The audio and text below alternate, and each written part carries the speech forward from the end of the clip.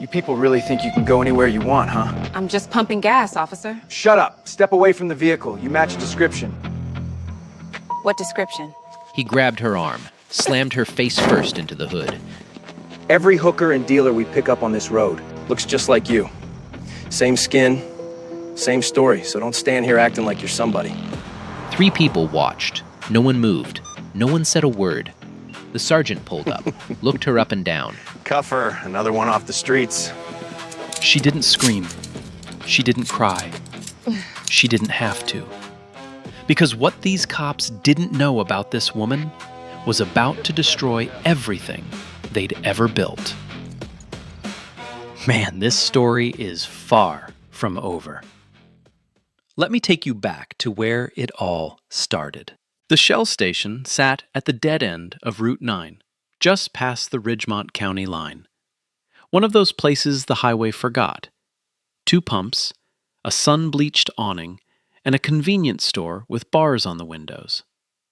The fluorescent lights above the pumps buzzed and flickered like they couldn't decide whether to stay on.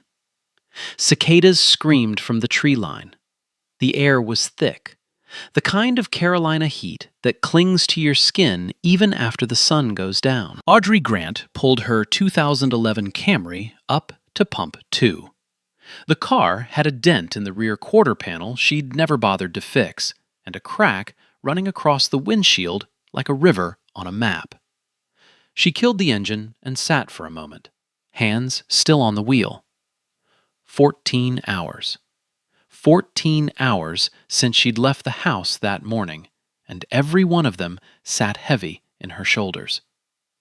She stepped out and stretched. Plain gray hoodie, dark jeans, hair pulled back in a low bun that had come loose sometime around hour 10. No jewelry, no makeup, nothing about her that would make you look twice. She swiped her card, selected regular, and lifted the nozzle into the tank. The pump clicked and hummed. She leaned against the car and pulled out her phone. One new message from Terrence, her partner back at the apartment. "Stay safe tonight. Leftover pasta in the fridge." She typed back a thumbs up and slid the phone into her pocket. Audrey knew this stretch of road. Grew up 20 minutes east, in a neighborhood where the sidewalks cracked and the streetlights worked every other Tuesday. She'd ridden her bike past this station 100 times as a kid. Back then, her mother had a rule: be home before dark. Not because of curfew, because of what dark meant for a black girl on a rural highway in Ridgemont County. Some rules never stopped making sense. The pump clicked off at $32. She returned the nozzle, screwed the gas cap tight, and reached for her door handle. That's when the headlights hit her. A patrol car rolled into the station lot. Slow. No sirens. No flashers, just the quiet crawl of a Crown Victoria with its high beams cutting through the dusk like a searchlight. It angled across the lot and parked directly behind her Camry, close enough that she couldn't back out if she tried. The engine idled. The headlights stayed on, pinning her in a column of white light. Audrey's hand rested on her door handle. She didn't open it. She didn't move. 2 doors opened. 2 officers stepped out in near-perfect sync. The driver was broad-shouldered, buzz-cut, mirrored sunglasses, even though the sun had been gone for 40 minutes. He adjusted his belt, the one with the taser, the baton, the Glock, and walked toward her with the kind of stride that expected the world to move out of its way. The passenger was younger, thinner, trailing half a step behind, like a shadow that hadn't learned its own shape yet. The broad one stopped 6 feet from her, feet apart, chin up, one hand resting on his holster. "Evening, ma'am." His voice carried the flat politeness of a man who used courtesy as a weapon. "Step away from the vehicle, please." Audrey let go of the door handle. She turned to face him, hands open at her sides, feet planted. She didn't flinch. She didn't hurry. Her pulse held steady at 62 beats per minute, the same rate it had held through 2 active shooter drills, 1 hostage negotiation, and 11 months of silence. She'd been expecting this. "Ma'am, I said step away from the vehicle." Officer Bryce Dawson repeated himself the way men repeat themselves when they're not used to being made to wait. Louder. Slower. Like volume was a substitute for authority. Audrey stepped forward. One step. Measured. She kept her hands where he could see them. Open palms, fingers spread, the universal language of I am not a threat. She'd practiced this posture in the mirror. Not for training, for survival. Can I ask what this is about, officer? Dawson tilted his head. The mirrored sunglasses reflected the gas station lights back at her in twin streaks of white. You match the description of a suspect we're looking for. What description? He didn't answer. Instead, he turned to his partner. Whitmore, run the plates. Officer Kyle Whitmore, early 20s, clean-shaven, the kind of face that still carried baby fat in the cheeks, nodded and walked back toward the cruiser. His hand shook slightly as he reached for his radio. Nervous. New. The type who followed orders not because he believed in them, but because he hadn't yet learned what it cost to say no. Audrey watched him go, then turned back to Dawson. Officer, I'd like your badge number, please. Dawson's jaw tightened. A small thing, a twitch in the muscle just below his ear. Most people wouldn't catch it. Audrey caught everything. You'll get what you need when I say so. He stepped closer, close enough that she could smell the spearmint gum he was working between his molars. License and registration. Now. She reached for her back pocket, slowly, deliberately, narrating her movements the way every black parent in America teaches their children to do during a traffic stop. I'm reaching into my back pocket for my wallet. My license is inside. She handed it over.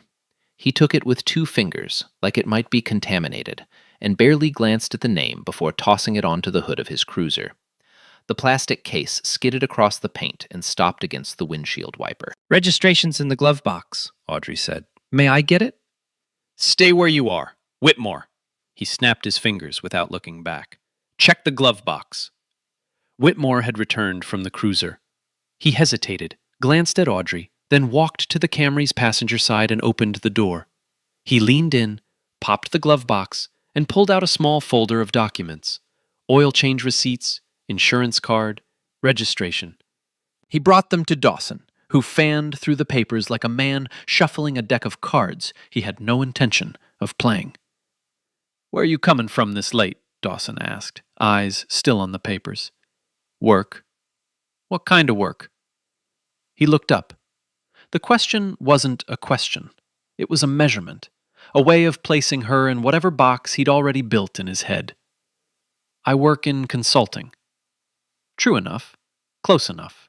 The kind of answer that gives nothing and takes nothing. Dawson snorted, a single huff through his nose. Consulting. He said the word the way you'd say unicorn, like he'd never seen one and didn't believe they existed. By now, 3 other people at the station had stopped what they were doing. A man in a pickup at Pump 1 stood with his arms crossed, watching.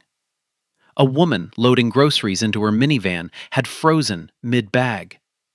And a teenager, 16, maybe 17, lanky, wearing a faded Hornets jersey, had his phone out, camera pointed squarely at the scene. The red recording dot pulsed in the corner of his screen, Dawson noticed. He straightened up, squared his shoulders toward the kid. Hey, turn that off. The teenager didn't move, didn't lower the phone. I said turn it off, son. This is an active police matter. I'm on public property, the kid said. His voice cracked on property, but he held his ground. I'm allowed to film. Dawson took a step toward him. Audrey watched the weight shift in his boots, the slight forward lean of a man accustomed to making people smaller. Bryce. Whitmore's voice. Quiet. A warning wrapped in a name. Don't. Dawson stopped. He turned back to Audrey, and whatever anger the teenager had triggered now redirected onto her like a river finding a new channel. Hands on the vehicle. Spread your feet. Audrey placed her palms flat on the warm hood of her Camry. She spread her feet shoulder-width apart. The metal was still hot from the engine, and it pressed into her skin like a brand. She stared straight ahead. at the cracked convenience store window, at the reflection of a woman being treated like a suspect for the crime of filling her gas tank while black. Behind her, Dawson's radio crackled. Whitmore's voice came through from the cruiser. "Plates are clean. No warrants. No flags." Dawson keyed his shoulder mic. "Copy." He didn't release her, didn't step back, didn't say, "Sorry, ma'am, our mistake." Instead, he said the 6 words that told Audrey everything she needed to know about how the rest of the night would go. "Pop the trunk. I want to look." "I'm not consenting to a search," Audrey said. Her voice was level, practiced, the kind of calm that comes from knowing exactly where every legal line sits and watching someone sprint toward it. Dawson leaned in. Wasn't asking for consent. He walked to the back of the Camry and popped the trunk himself.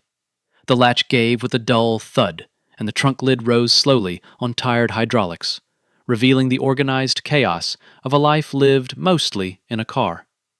A gym bag with a broken zipper, a navy windbreaker folded into a tight square, a half-empty case of bottled water, the plastic wrap peeling at the corners, a pair of running shoes, soles caked with red Carolina clay, and tucked against the rear wall, pressed between the spare tire well and the side panel, a black leather briefcase with 2 brass combination locks. Dawson reached for it. His fingers closed around the handle, and he lifted it, testing the weight first, then pulling it free. "That's personal property," Audrey said. She hadn't moved from her position at the hood, palms still flat on warm metal. "You don't have a warrant, and you don't have probable cause. I'm asking you, formally, to stop." Dawson set the briefcase on the asphalt. The leather scraped against the rough surface. He crouched beside it, tried the left lock, then the right. Both held. He shook it. Something shifted inside. Paper, maybe. Documents. Nothing that rattled. Nothing that clinked. Nothing that justified what he was doing.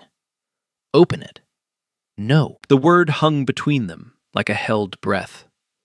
In the fluorescent half-light of the station, the teenager's phone kept recording. The man in the pickup hadn't moved. The woman with the groceries had gotten into her minivan, but hadn't started the engine. Just sat behind the wheel, watching through the windshield, one hand pressed flat against the glass. A second customer pulled into the lot, a woman in a white sedan. She took one look at the scene, at the flashing lights reflected in the puddle of spilled coolant near pump 1, and backed out without stopping. The station was becoming a place people drove away from. Dawson stood up. Slowly. He hooked his thumbs into his belt and looked at Audrey the way a man looks at a locked door he's decided to kick open. "You're being uncooperative, ma'am, and in my experience, people who refuse a search have something to hide. That gives me reasonable suspicion." "That's not how reasonable suspicion works, officer." "Don't tell me how to do my job." He keyed his radio. "Dispatch, this is Unit 7. Requesting backup at the Shell on Route 9. One female suspect, uncooperative, refusing vehicle search. Possible concealment." The radio crackled back. Audrey heard the response before Dawson did. Her ears had been trained to parse frequencies. "Sergeant on duty. En route. 4 minutes." She counted the seconds in her head. Not out of fear, out of documentation. Every minute mattered. Every violation stacked like bricks in a wall she'd been building for almost a year. The backup arrived in 3.5. A second cruiser rolled into the lot with its lights off. Subtle, like it was trying not to wake the neighbors. The driver's door opened slowly, and out stepped Sergeant Vance Coleman. Coleman was 53 years old, silver at the temples, a gut that pressed against his duty belt like a reminder of every free meal he'd ever taken from the diners on his patrol route. He'd been running the night shift in Ridgemont County for 15 years, which meant he'd been the last word on every traffic stop, every arrest, every complaint that had ever crossed a desk in this jurisdiction. The complaints always disappeared. The body cam footage always malfunctioned, and the reports always read the same way. Suspect was aggressive. Officer acted appropriately. He walked up to Dawson. They exchanged words, low, quick, the way men talk when they don't want to be quoted. Coleman glanced at Audrey, then at the briefcase sitting on the asphalt, then back at Audrey. His eyes traveled from her face to her hoodie to her jeans to her worn sneakers. He was measuring her, pricing her, deciding how much trouble she was worth.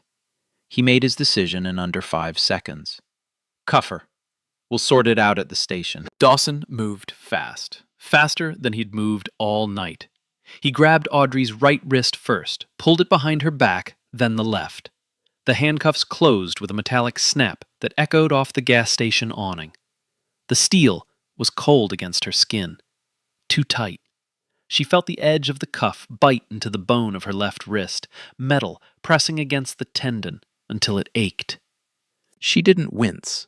She'd worn cuffs before, in training, in simulations, in a warehouse in Baltimore where she'd spent 3 days undercover with a methamphetamine ring before the extraction team came through the wall. This was nothing. This was Tuesday. But the people watching didn't know that. The mother in the minivan covered her mouth with both hands. The man in the pickup finally moved. He pulled out his own phone and started recording. The teenager lowered his camera for just a moment, swallowed hard, then raised it again. His hands were shaking now, the image on his screen trembling like a heat mirage. An older black man had come out of the convenience store. 70, maybe older, white stubble. A VFW cap faded from navy to something closer to gray. He stood in the doorway with a bottle of sweet tea in his hand and watched Audrey being marched across the lot toward the patrol car. He shook his head, slowly, not in surprise, in recognition. He'd seen this before. He'd seen this his whole life. His father had seen it before him. Coleman opened the rear door of Dawson's cruiser. Audrey ducked her head and lowered herself onto the hard plastic seat. The cage partition was inches from her face. Through the metal mesh, she could see Dawson tossing her briefcase into the trunk of his own car, like it was a piece of luggage at an airport carousel. Whitmore stood off to the side, arms folded tight across his chest, staring at his shoes. He hadn't said a word since the cuffing.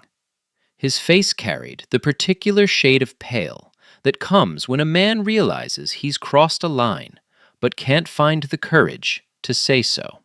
The cruiser door slammed shut. The sound was final, absolute, like a period at the end of a sentence no one asked to read. Audrey sat in the back and let her eyes travel across the scene one more time.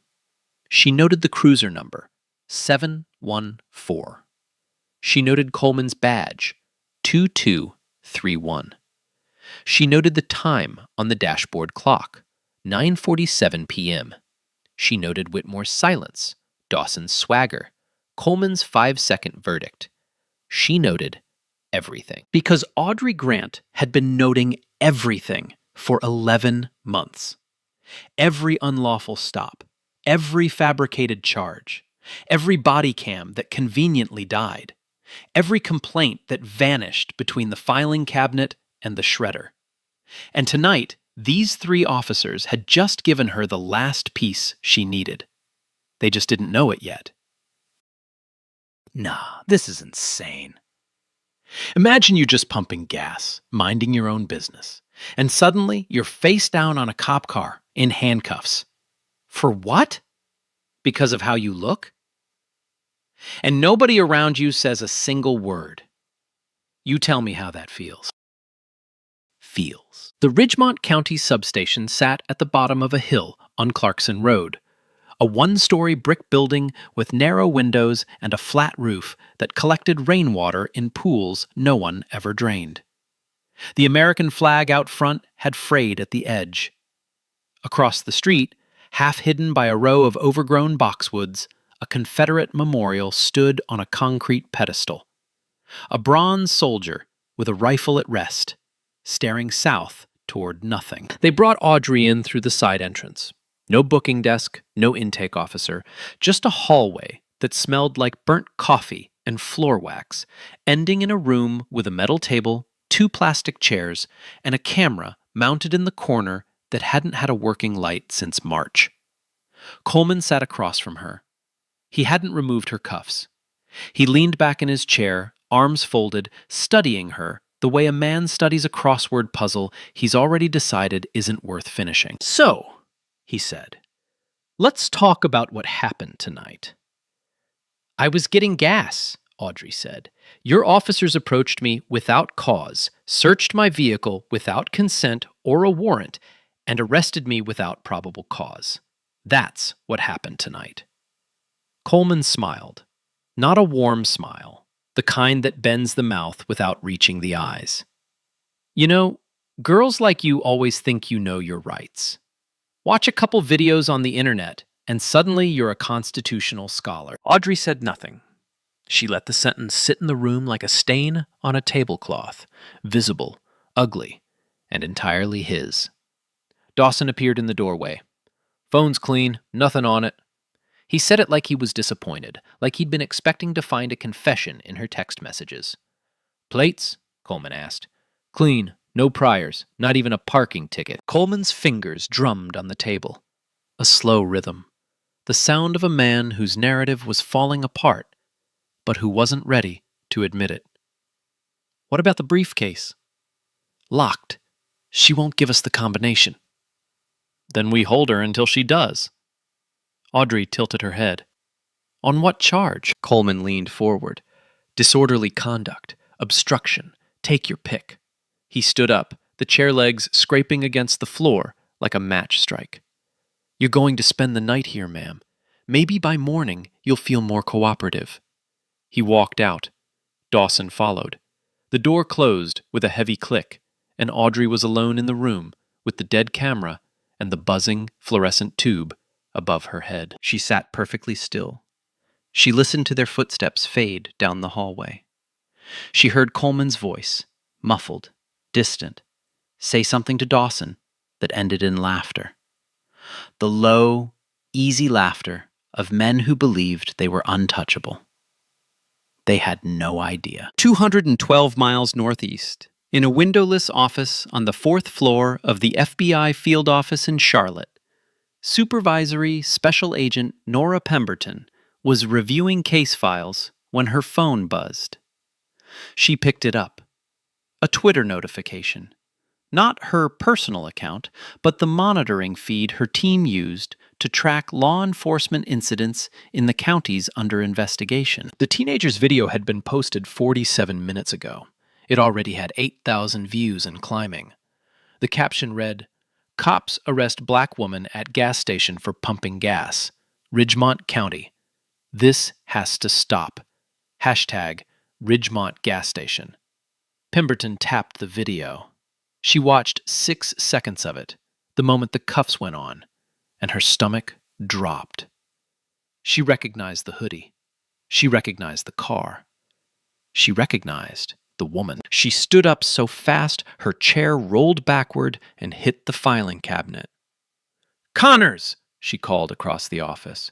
"Get me the tactical team on the line. Now!" Agent Connors looked up from his desk. "What's wrong?" Pemberton was already reaching for the secure phone, the one that bypassed every local switchboard and connected directly to the operations center. Her hand was steady, but her voice had the tight precision of a woman who understood that the next 60 minutes would determine the fate of an 11-month investigation. "They just arrested Mockingbird." Connors went white. Mockingbird was the operation code name, the name that appeared on no public document, no email, no text message. It existed only in classified briefings and the heads of 7 people in the entire bureau. Pemberton dialed. The line connected in 2 rings. "This is SSA Pemberton, badge number 7741. I need an emergency extraction authorized for Operation Mockingbird. Asset has been compromised. Not by the targets, by their own department. She's being held at the Ridgemont County substation on fabricated charges. She paused, listened. Then, negative. We are not burning the investigation. We are accelerating it. I want a full tactical team, DOJ Civil Rights Division on standby, and a federal magistrate ready to sign warrants. We move at first light. She hung up, walked to the window. The Charlotte skyline glittered in the distance, indifferent and bright. Somewhere in Ridgemont County, in a room with a dead camera, Audrey Grant sat in handcuffs and waited. Not for rescue, not for mercy, for morning. Because morning was when everything would change. The holding cell was 8 feet by 6. Concrete walls painted the color of old teeth. A metal bench bolted to the floor. A steel toilet with no seat. A single fluorescent tube behind a wire cage on the ceiling that buzzed at a frequency designed to prevent sleep. Audrey sat on the bench with her back against the wall. The cuffs were off now. Coleman had removed them before putting her in the cell. A small mercy that wasn't mercy at all, but procedure. Her left wrist throbbed where the metal had pressed too tight. A thin red line circled the bone like a bracelet she hadn't asked for. She closed her eyes. Not to sleep. To think. 11 months. 11 months of building this case, one document at a time. She'd transferred into the region under a fabricated consulting cover, a background so boring no one would bother to look twice. She'd rented an apartment in Ridgemont, shopped at the local grocery store, attended a church on Sundays. She drove the speed limit. She paid her taxes on time. She became invisible. And every night, she logged onto a secure server and filed her reports. The stops were the first thing she documented. 63 traffic stops in her first 4 months of observation, all in neighborhoods east of the river, all involving Black or Latino drivers, all for reasons that evaporated under scrutiny. Broken taillight that wasn't broken. Failure to signal on an empty road. Matching a description that never had a source. Then the evidence planting. She'd recorded it 3 times through a pinhole camera concealed in her dashboard. Officers reaching into their own pockets before reaching into a suspect's car. Small bags. White powder.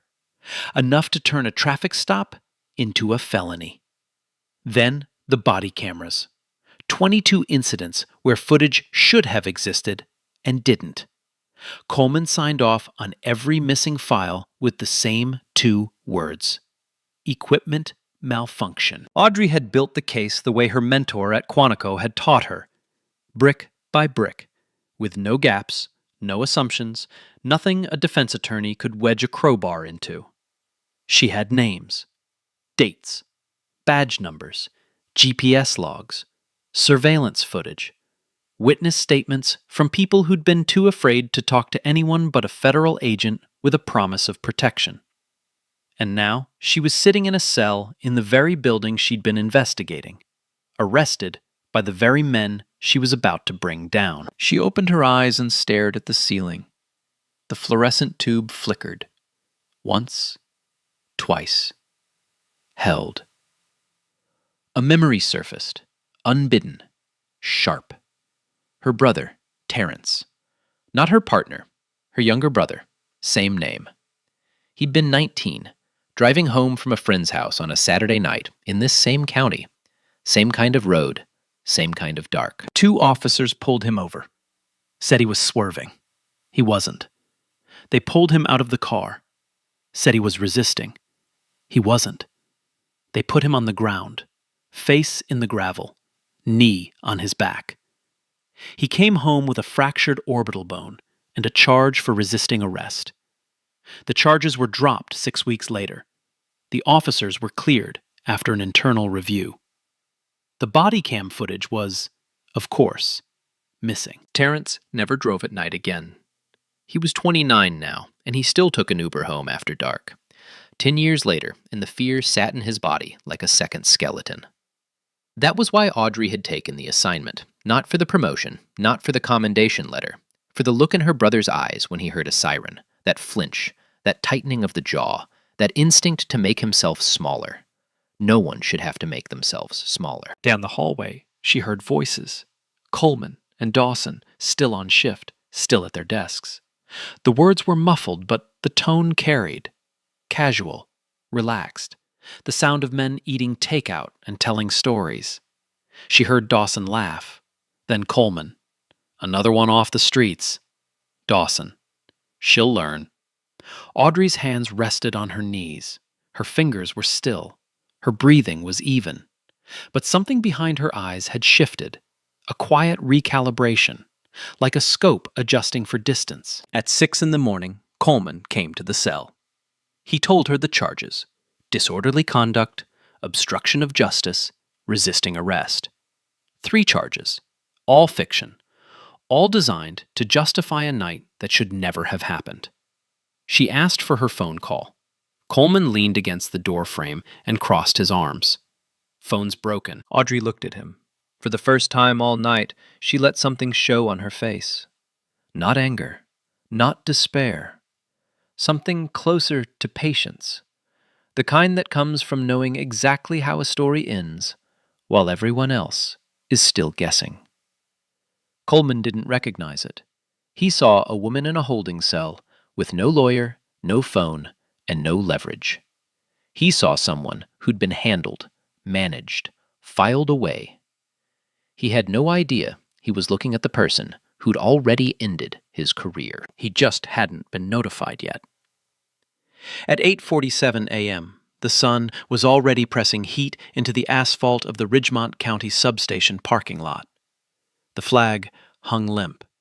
The Confederate memorial across the street cast a long shadow that reached almost to the front door, like it was trying to get inside. Coleman was at his desk. 3rd cup of coffee, feet up. He was filling out the incident report from the previous night, the one that would describe Audrey Grant as combative, uncooperative, and possibly intoxicated, even though she hadn't had a drink in 11 months. The pen moved easily. He'd written reports like this 100 times.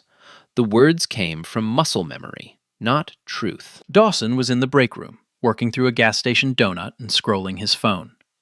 Whitmore sat at the front desk, staring at nothing, still wearing the expression of a man who hadn't slept despite being given every opportunity to. None of them heard the vehicles until they were already in the lot. 3 black Chevrolet Suburbans, tinted windows, federal plates. They pulled in simultaneously, one at the front entrance, one at the side door, one blocking the exit, and stopped with the kind of coordinated precision that doesn't come from county-level training. Doors opened, all at once. 6 agents in dark suits and tactical vests stepped out and formed a line. 2 more positioned themselves at the building's side entrance. Every badge caught the morning sun. Supervisory Special Agent Nora Pemberton walked through the front door first. She was 51, lean, silver-streaked hair pulled back tight. She wore a navy blazer over a white blouse and carried a leather folder with the Department of Justice seal embossed on the cover. Behind her came 2 attorneys from the DOJ Civil Rights Division, a man and a woman, both carrying bankers' boxes of documents. Behind them, 4 more agents. The hallway, which had felt empty and forgotten 12 hours ago, was suddenly full of federal authority. The front desk officer, a young deputy who hadn't been involved in the previous night's arrest, stood up so fast his chair tipped over. Who are you? Pemberton didn't slow down. She flashed her credentials, blue and gold, the kind of ID that makes local badges look like library cards, and kept walking toward the bullpen. Coleman heard the commotion. He swung his feet off the desk and stood up, coffee mug still in hand. He came around the corner and found himself face to face with Pemberton and a wall of federal agents. "Can I help you?" he said. The confidence in his voice was a reflex. His eyes told a different story. Pemberton stopped. She looked at him the way a surgeon looks at an X-ray, clinical, certain, already knowing what she'd find. Sergeant Vance Coleman. I'm Supervisory Special Agent Nora Pemberton, Federal Bureau of Investigation, Charlotte Field Office. She opened the leather folder and removed a single sheet of paper.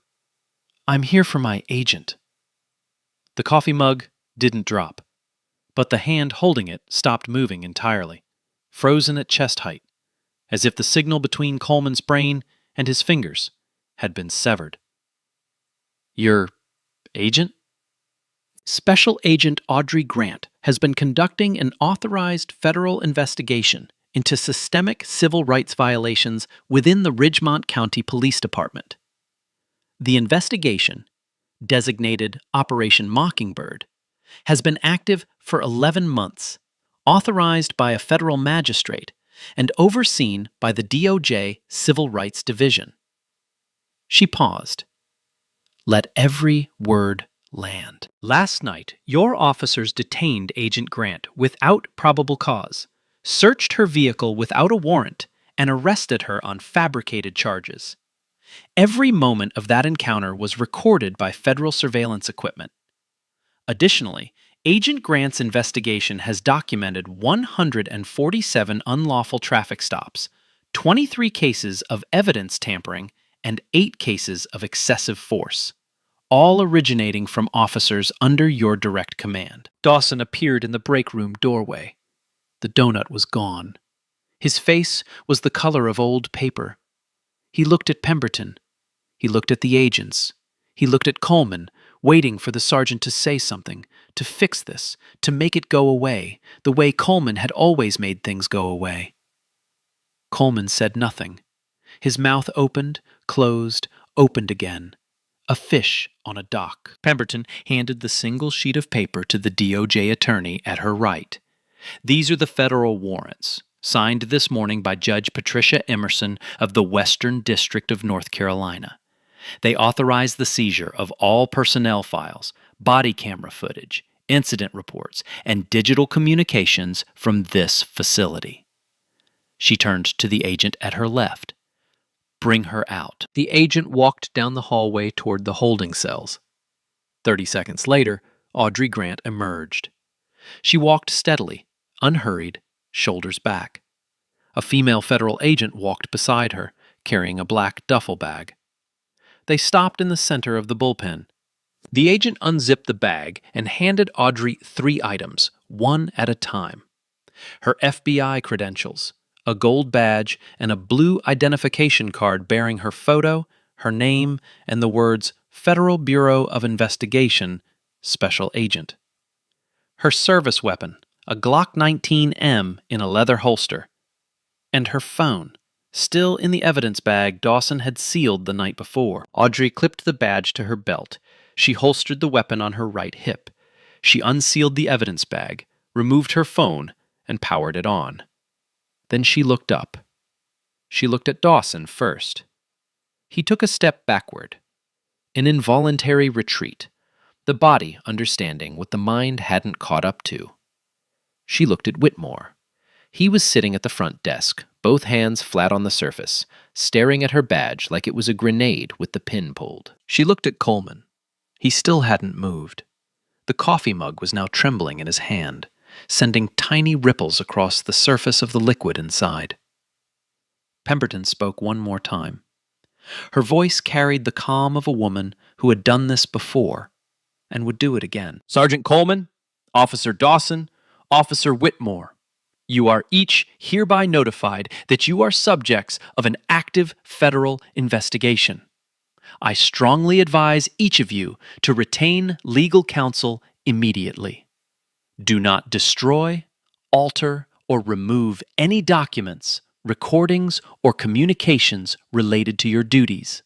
Failure to comply will result in additional federal charges, including obstruction of justice. She closed the leather folder. We're done here. Audrey walked out of the Ridgemont County substation at 9:03 a.m. The morning air was warm and clean and smelled like cut grass from the lot next door. She stepped into the sunlight and kept walking, past the Suburbans, past the Confederate Memorial, past the flag that hung limp above a building that would never operate the same way again. Behind her, she heard the sound of a coffee mug hitting the floor. She didn't look back. The suspensions came within 48 hours.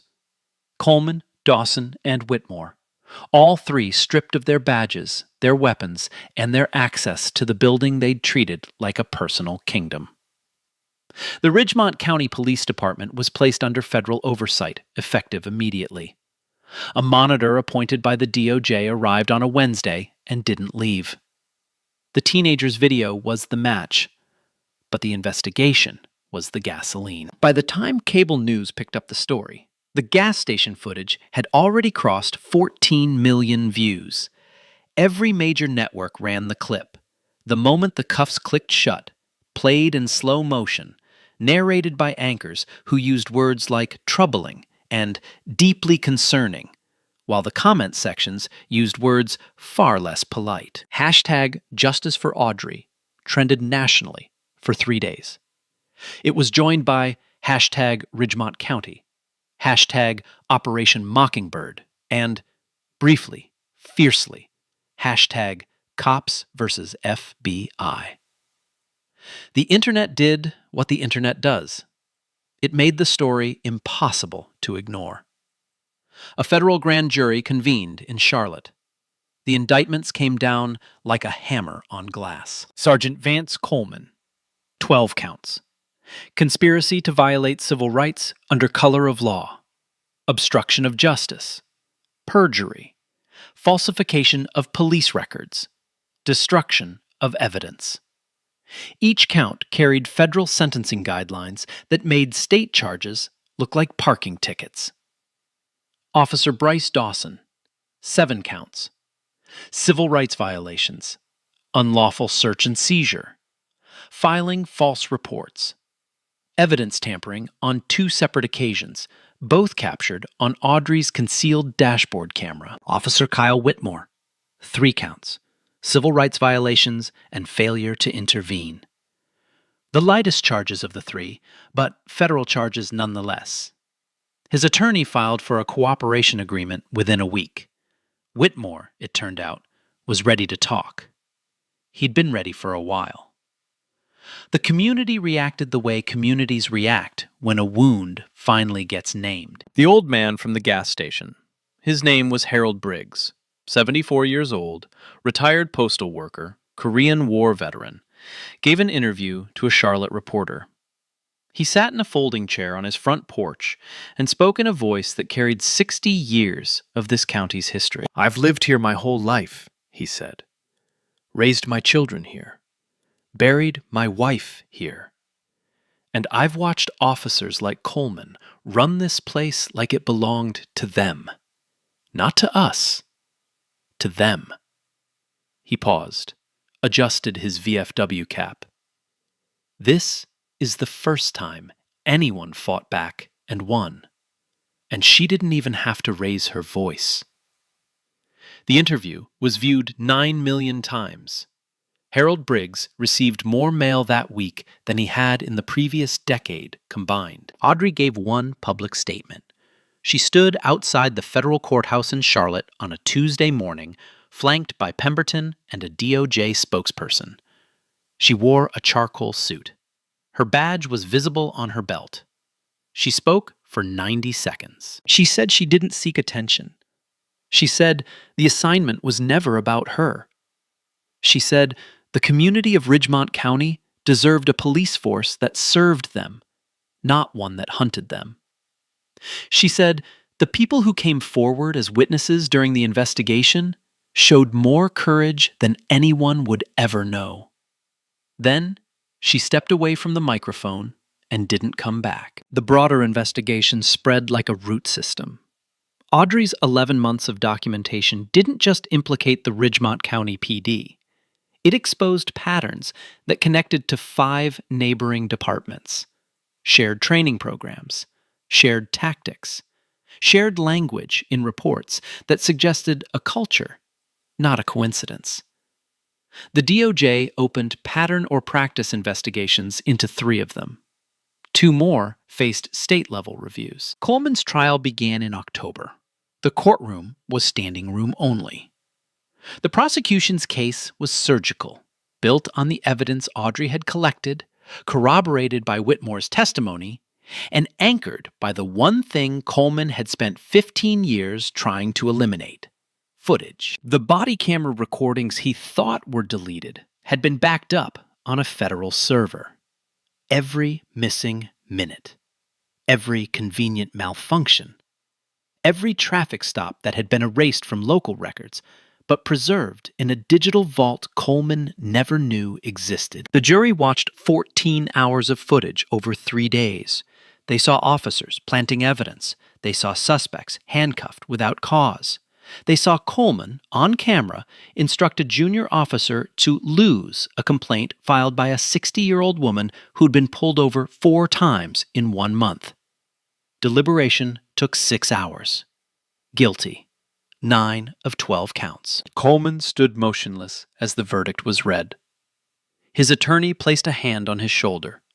Coleman didn't react.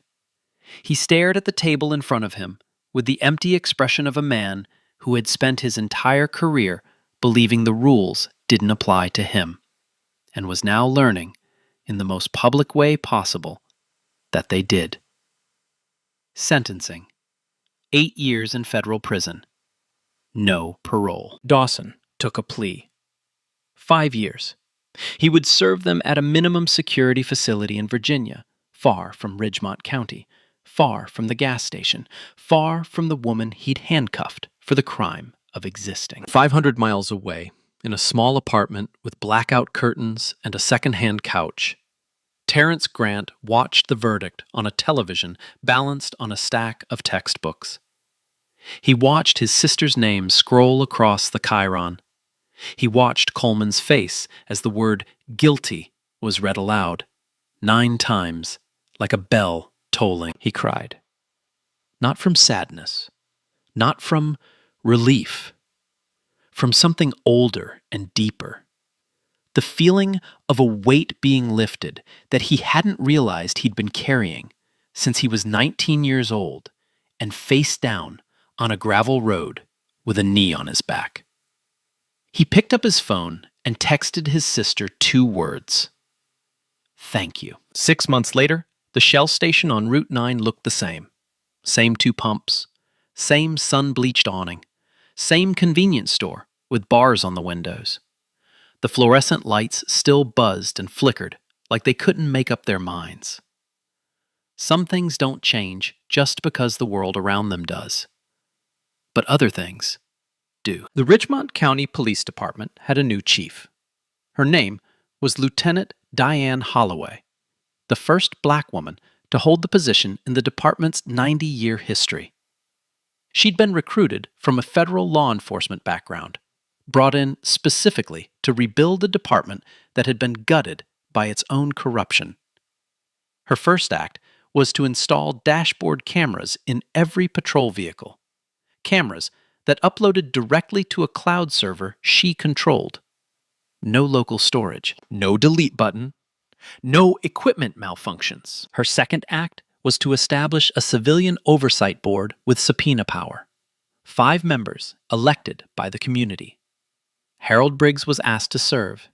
He said yes before the sentence was finished. Whitmore cooperated fully. His testimony helped secure Coleman's conviction, and in return, he received a reduced sentence: 2 years probation and permanent disqualification from law enforcement. He moved to a different state, started over. Whether he became a better man was a question only time could answer. But at least he'd stop pretending to be something he wasn't. Dawson served his time quietly. No interviews, no statements, no apologies.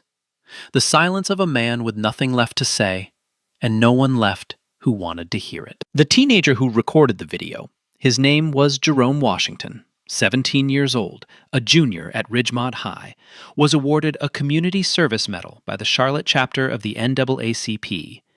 He stood on a stage in a borrowed blazer and accepted the award with the same steady hands that had held his phone at the gas station that night.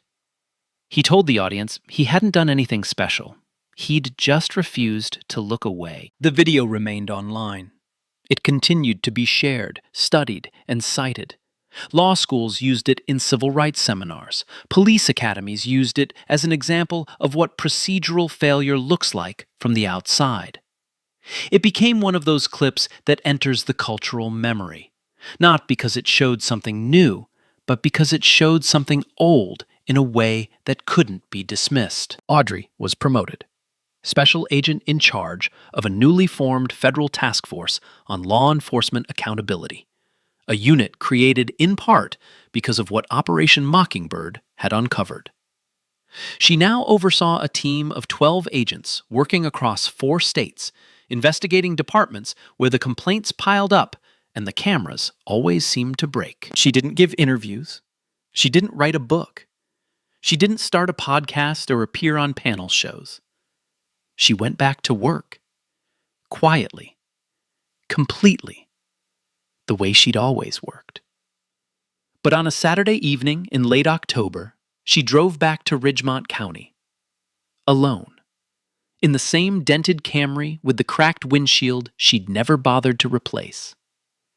She pulled into the Shell station, Pump 2, the same pump. She stepped out. The air was cooler now. Fall had arrived, and the cicadas had gone quiet. The awning cast a pale circle of light around her. She swiped her card, selected regular, and leaned against the car while the tank filled. On the wall of the convenience store, between a faded Coca-Cola sign and a notice about lottery tickets, someone had mounted a small brass plaque. It couldn't have been more than 6 inches wide. She hadn't known it was there until just now. She walked over and read it. Where courage met injustice, Ridgemont County, to the woman who stood still so others could move forward. She stood there for a long time, long enough for the pump to click off behind her, long enough for the sun to finish setting beyond the tree line, long enough for the sky to shift from amber to violet to the deep, honest blue of a southern night. Then she returned the nozzle, screwed the gas cap tight, got back in her car. Her phone buzzed on the passenger seat. A new case file, another county, another pattern, another department where the cameras stopped working and the complaints stopped mattering. She opened the file, read the first page, closed it. Then she started the engine and pulled out of the station, turning west onto Route 9. The headlights carved a path through the dark. Behind her, the gas station shrank to a point of light, then disappeared entirely. Ahead, the road stretched on. And so did the work. It always would. Have you ever witnessed someone being profiled or treated unfairly because of how they looked? What happened? And what did you do? Drop your story in the comments. If this one hit you, share it with someone who needs to hear it. And subscribe so you don't miss the next one. Man. 11 months of being disrespected, pulled over, talked down to. And she wrote every single thing down. Imagine being that patient. Most of us would have snapped day one. She waited. And she won. That's a different kind of strength.